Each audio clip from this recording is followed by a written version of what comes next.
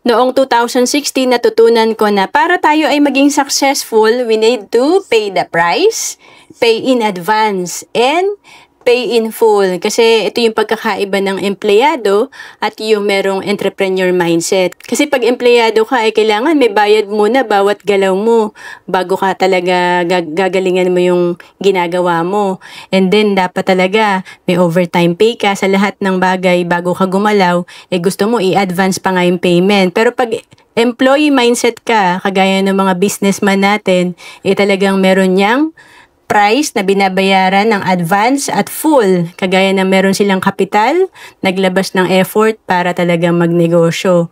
Kaya nga sabi dito, pag sa pag-handle natin ng pera para maging successful ka, dapat savings muna kasi yung iba gusto i-enjoy agad, nag-spend talaga sila agad ng pera kaya walang natitira, walang napapalago sa asset.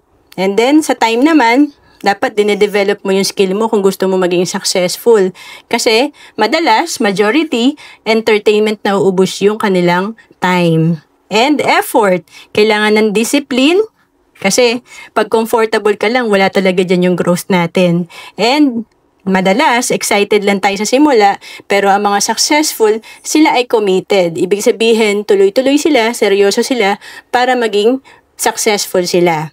And sabi nga ni Bo Sanchez, the block in hitting your dreams, ito yung education without execution. Kasi madalas, alam naman natin yung gagawin natin, pero nagkakaiba na lang talaga sa pag-take ng action. And to know more about savings and investment, message mo lang ako sa Facebook, Ro Ancelis Capistrano.